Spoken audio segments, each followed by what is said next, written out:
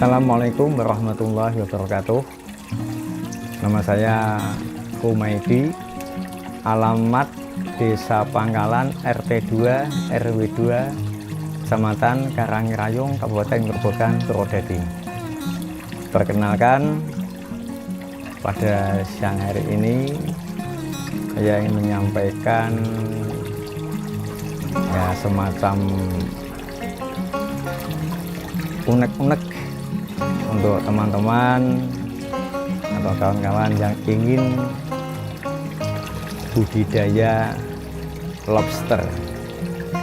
Caranya sangat mudah, sangatlah menjanjikan prospeknya. Dalam ini dari segi kolam juga tidak membutuhkan lahan yang terlalu luas. Kemudian dari segi makanan, lobster itu menurut saya termasuk binatang yang segala macam, omnivora ya.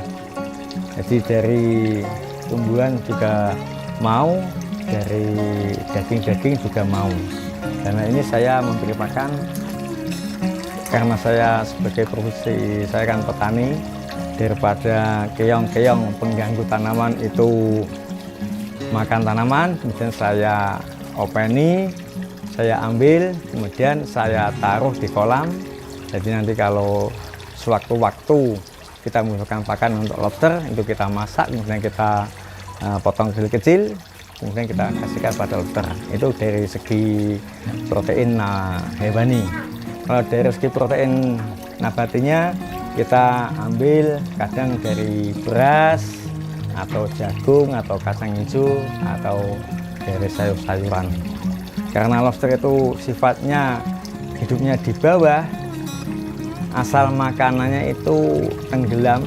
Contohnya kayak kecambah atau toge itu kita masak, kemudian bisa tenggelam, atau sayuran bisa tenggelam, nanti dimakan oleh lobster. Sebenarnya ini menurut pengalaman saya, lobster itu tidak membutuhkan air yang terlalu banyak. Kisaran 20-30 cm sudah cukup. Yang penting itu airnya jernih, dan kalau bisa tempat saya ini saya kasih sirkulasi. Jadi kita sedot, kemudian kita tarik ke kolam 1-2, masuk lagi sini. Maksudnya tujuan adalah supaya air mengalir, ada kandungan udara atau oksigen yang diperlukan oleh lobster tadi. Untuk prospeknya, di samping nilai gizi protein lobster itu tinggi untuk kebutuhan sehari-hari, untuk kebutuhan rumah tangga kita sendiri juga bisa, atau nanti prospeknya ke depannya itu termasuk makanan kelas menengah ke atas yang biasa digunakan di restoran-restoran. Jadi mumpung masih ada kesempatan, masih jarang, mari kita bersama-sama kita budidayakan, yaitu lobster ini. Awal budidaya lobster itu tadi saya ketemu teman-teman pas diajak reuni sama seorang anggota DPR. Ternyata di restoran itu satu porsi hanya isi 2 lobster itu harganya 150.000. Nah, dari situ saya punya keinginan, gimana kalau misalkan kita bisa budidaya, bisa memasok lobster ke restoran tadi. Itu yang pertama kali itu. Yang kedua, terus ada teman yang bilang lobster itu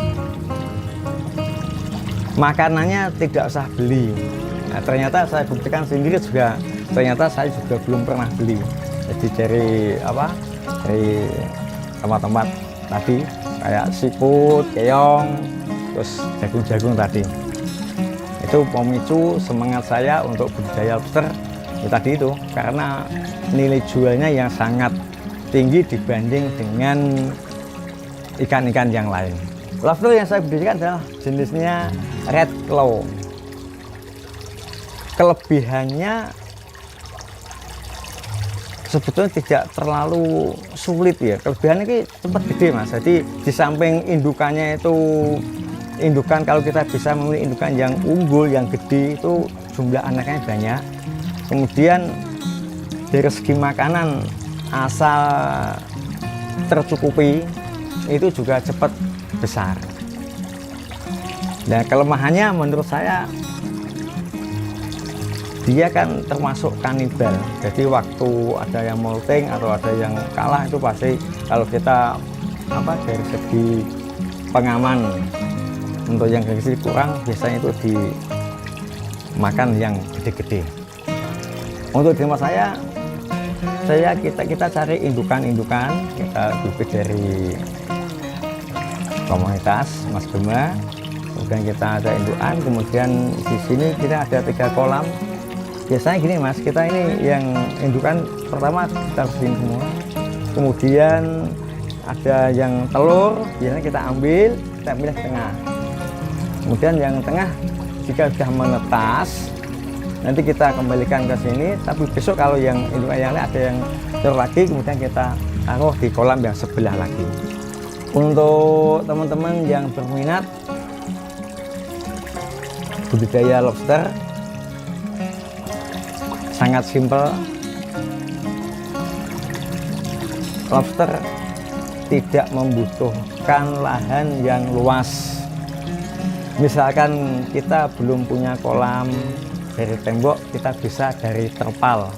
Itu di toko-toko itu juga sudah ada yang ukuran 1 kali 1,5 meter juga ada. Jadi kita tidak terlalu fanatik atau istilah kita tidak usah susah-susah, cari yang mudah-mudah saja. Selain media tempat itu, dari segi makanan kita kan diuntungkan oleh petani, jadi kita ambil dari persawahan seperti makanan seafood atau kemudian kalau untuk perlindungan kita menggunakan mas, bekas-bekas gini aja, taruhan bekas ya kayak ini, jadi tidak perlu kita beli yang baru daripada kita dibuang. Kemudian ini kita gunakan, kita potong-potong kisaran 15 cm.